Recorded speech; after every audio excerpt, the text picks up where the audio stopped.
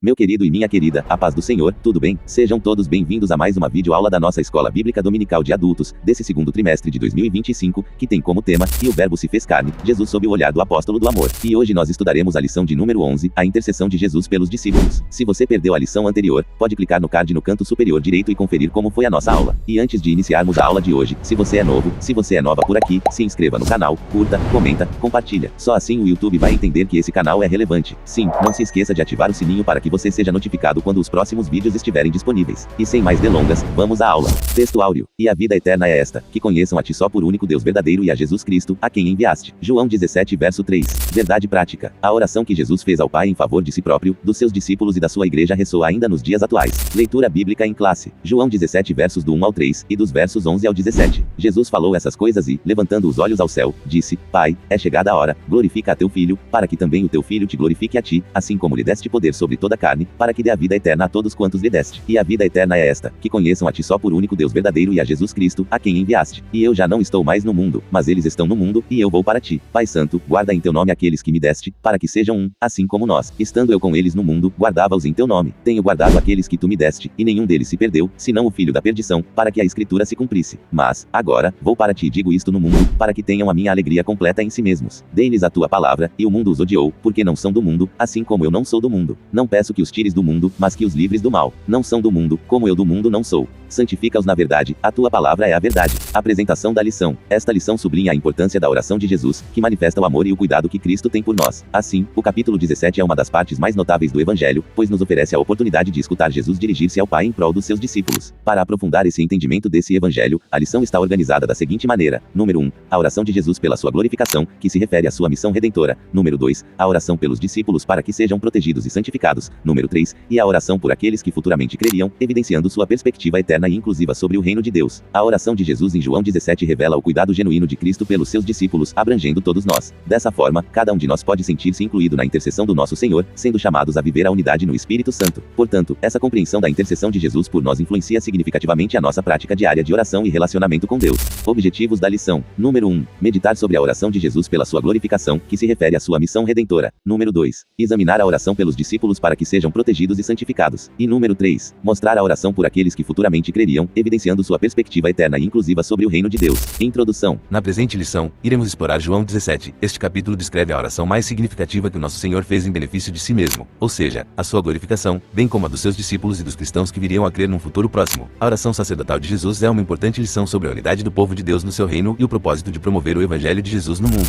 Tópico 1. A oração de Jesus e sua glorificação. No subtópico 1, veremos sobre a oração de Jesus. No subtópico 2, veremos sobre a oração de Jesus pela sua glorificação. E no subtópico 3, veremos sobre a mesma glória com o Pai. Subtópico 1. A oração de Jesus. Entre todas as orações do Senhor documentadas nos evangelhos, é indiscutível que foi João quem relatou, possivelmente, a mais elevada oração de Jesus, capítulo 17 versos do 1 ao 26. No início de João 17 verso 1 está escrito: Jesus falou essas coisas. Essa frase remete ao discurso do Senhor sobre a vinda do Espírito como Consolador, conforme estudado anteriormente, João 16 verso 13. Certamente o local onde o Senhor se encontrava era o mesmo em que partilhou a última ceia com seus discípulos. Em relação à oração de Jesus no capítulo 17, os estudiosos costumam se referir a ela como a oração intercessória, a oração sacerdotal de Jesus, ou a oração da consagração. Nosso Senhor apresentou essa oração em, pelo menos, 3 partes. Ele orou por si mesmo, João 17 versos do 1 ao 8, intercedeu pelos seus discípulos, João 17 versos do 9 ao 19 e, também, fez uma oração pela igreja futura, João 17 versos do 20 ao 26. Subtópico 2. A oração de Jesus pela sua glorificação. Na oração de Jesus pedindo por sua glorificação, havia um significado espiritual mais profundo, que não se tratava de um ato egoísta. Como já abordamos, ele estava plenamente ciente de seu ministério e, portanto, da finalidade de sua missão na terra. Assim, em sua conversa direta com o Pai, Jesus declara que é chegada a hora, referindo-se ao momento em que o Pai o glorificaria por meio de seu sacrifício redentor no Calvário. Nosso Senhor expressa: glorifica a teu Filho para que também o teu Filho te glorifique a ti. João 17 verso 1. Que tipo de glorificação seria essa? Mediante a sua morte, o mundo o conheceria e a vida eterna seria oferecida a todos que o aceitassem como Salvador de suas vidas. Glorificar alguém significa torná-lo conhecido.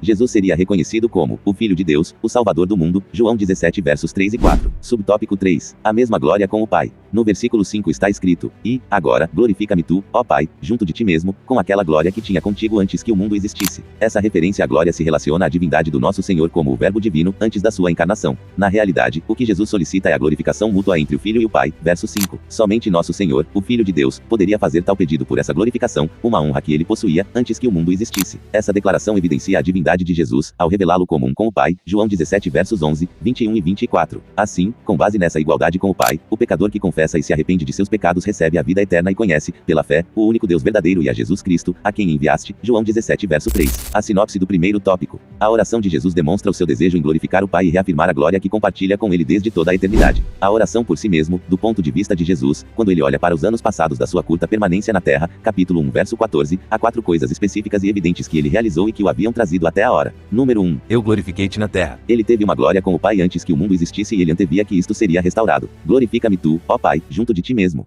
Colocado em linguagem moderna, ele dizia que, a partir da perspectiva divina, a encarnação era um celebrado sucesso. Número 2. Tendo consumado a obra que me deste fazer. O verbo grego para consumar é teleiosas, que significa completar, trazer ao final, terminar, realizar, trazer ao objetivo ou à realização, no sentido de superação ou suplantação de um estado imperfeito de coisas por alguém que está livre de objeções. A obra é a redenção do homem, e está consumada da maneira mais perfeita. Não se pode deixar de exclamar, aleluia, está consumado. Número 3. Manifestei o teu nome aos homens que do mundo me deste. A palavra grega para manifestar é efanerosa, que significa tornar conhecido pelas palavras transmitidas, embora aqui o ensino seja acompanhado por uma revelação que vem da obra. Na adoração judaica, era proibido pronunciar o nome de Jeová e Yahvé. Mas agora o nome Pai tornou-se conhecido e os homens já não precisam ter medo de pronunciar o nome sagrado. Número 4. Eu lhes dei as palavras que me deste. Ele, a eterna palavra viva, deu aos homens as palavras que eles receberam. Disto vem o conhecimento, eles têm conhecido a verdadeira natureza de Jesus, saí de ti, e a fé, e creram na sua missão, que me enviaste. Strachan comenta, os discípulos foram capazes, ouvindo as palavras de Jesus, de manter a palavra de Deus. Manter, quer dizer mais do que obedecer.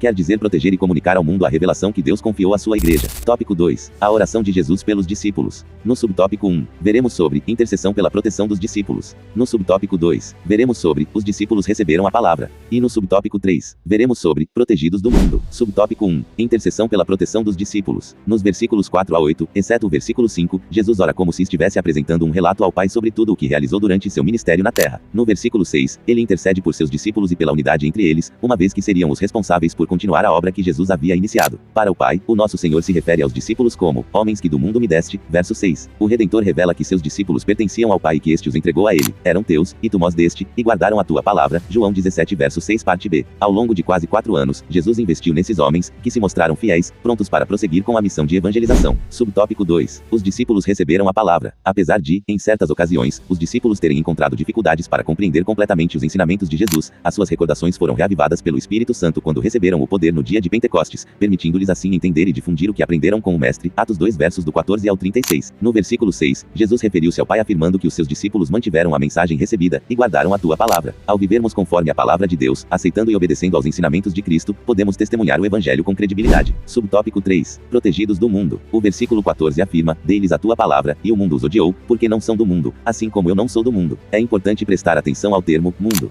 Este pode referir-se ao universo criado, João 17 verso 5 ou à humanidade, João 3 verso 16. No entanto, aqui Jesus se refere ao sistema espiritual governado por Satanás, João 17 verso 14. O apóstolo Paulo descreve esse mundo como um governo espiritual maligno, Efésios 2 verso 2. Por conseguinte, o nosso Senhor deseja que o Pai guarde os seus discípulos desse sistema mundano, que é incompatível com o Evangelho, sob a influência do príncipe deste mundo, João 12 verso 31, capítulo 14 verso 30, capítulo 16 verso 11. A sinopse do segundo tópico. Jesus pediu a proteção para os seus discípulos, que acolheram a palavra e necessitavam ser guardados do mal que existe no mundo. A oração pelos discípulos. A oração final de Jesus por seus discípulos mostra os desejos mais profundos de nosso Senhor para os seus seguidores, tanto para aquela época quanto para os nossos dias. Isto também é um exemplo inspirado pelo Espírito de como todos os pastores e líderes de ministério devem orar pelas pessoas, e como os pais cristãos devem orar por seus filhos. Ao orar por aqueles que estão sob os nossos cuidados, nossas maiores preocupações devem ser, número 1, que essas pessoas possam conhecer a Jesus Cristo e a sua palavra intimamente. Número 2, que Deus possa protegê-las das más influências do mundo, impedindo que se afastem dele e dar-lhes discernimento para reconhecer e rejeitar crenças ímpias e falsos ensinamentos espirituais.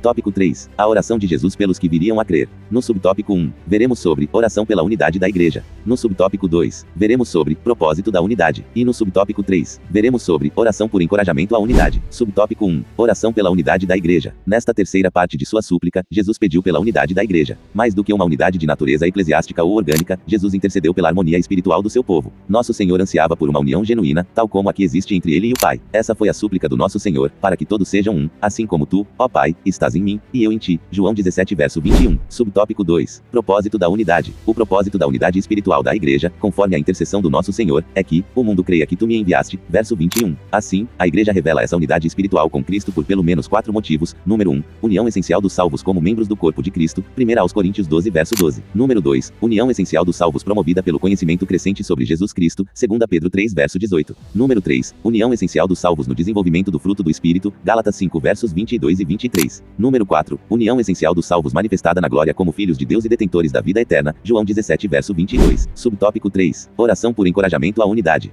Em João 17, verso 21 e 22, o nosso Senhor roga para que os discípulos sejam incentivados a manter a unidade com Ele. A crença em Cristo como o único e suficiente Salvador é a principal razão da unidade cristã, de modo que os discípulos sejam encorajados a promover esse testemunho no mundo. Assim, sem essa unidade de fé, o testemunho perde completamente a sua credibilidade. A sinopse do terceiro tópico. Jesus fez uma oração pela unidade da igreja, promovendo a comunhão entre aqueles que viriam a crer. A intercessão de Jesus pelos discípulos. O capítulo 17 do Evangelho de João narra um dos momentos mais pessoais entre o Pai, Jesus e os discípulos. Nesta ocasião, nosso Senhor intercede por eles de modo especial, um momento crucial de seu ministério terreno que seria intitulado pelos estudiosos como a oração sacerdotal de Jesus. Nesta intercessão, além de registrar sua glorificação pelas mãos do Pai, o Mestre roga pela vida de seus discípulos, que teriam de enfrentar tempos trabalhosos com sua partida. João 16, verso 33. Mas nosso Senhor não se limita àqueles dias. Ele ora também por todos os demais discípulos que seriam alcançados pela mensagem do Evangelho, inclusive a igreja dos tempos atuais. João 17, verso 20 e 21. O propósito da intercessão era a unidade cristã com vista a testemunhar ao mundo de que Jesus é o único Salvador enviado pelo Pai. Verso 21. A obra que ele consumou na cruz é o ápice da unidade da fé e esta verdade deve ser preservada por seus discípulos da era atual até o fim dos dias. O cumprimento do propósito ocorre não apenas com vista à unidade entre irmãos, mas, principalmente, a unidade com o próprio Pai por meio de Cristo. De acordo com Lawrence Richards, na obra Comentário Devocional da Bíblia, o relacionamento de Jesus com o Pai é o modelo da unidade para a qual Cristo orou. Jesus está no Pai e o Pai nele. Verso 21. Eles estão juntos, pela natureza compartilhada, pelo amor mútuo, pela unidade de propósito, por uma vontade única e harmoniosa. Jesus viveu sua vida na terra em união com Deus Pai, e suas ações aqui revelaram Deus a todos nós. E agora, maravilha das maravilhas, Jesus pediu que pudéssemos ter o tipo de relação com Ele que Ele tem com o Pai. Jesus pediu que pudéssemos estar unidos com Ele, que recebêssemos uma nova natureza, como a dele, uma capacidade de amar que reflita a sua, um lugar no plano e no propósito de Deus, e o conhecimento da vontade de Deus. Equipados com esses dons, estando nele da mesma maneira como Ele está no Pai, você e eu, como Jesus, podemos ser canais pelos quais Deus se revela aos outros homens. O resultado dessa harmonia é um testemunho cristão autêntico que, de fato, alcance a humanidade pecadora com uma mensagem compreensível da salvação. Não há mensagem mais forte do que o testemunho cristão. Por mais importante que sejam as nossas preleções, ensinamentos e obras sociais, nada é mais impactante do que a unidade da fé praticada com sinceridade pelos irmãos em Cristo. Atos 2, versos 42 e 46. Conclusão. É extraordinário perceber que a oração sacerdotal de Jesus Cristo continua a ressoar nos dias atuais. Fazemos parte do corpo de Cristo e esse privilégio deve manter-nos cientes da nossa função no reino de Deus. Por isso, temos a responsabilidade de nos apresentar entusiasmados para testemunhar com coragem o Evangelho, revelando a obra que o Senhor Jesus realizou no Calvário. Aplicação da lição. Assim como Jesus intercedeu a favor dos seus discípulos, somos convidados a viver em santidade, unidade e comunhão com Deus. Que esta oração sirva de estímulo para a nossa prática intercessória e para a nossa confiança no amoroso cuidado de Cristo, reforçando assim a nossa fé e o nosso compromisso com o reino de Deus. Assembleia de Deus, a gente aprendeu a comer tutano de Jeová.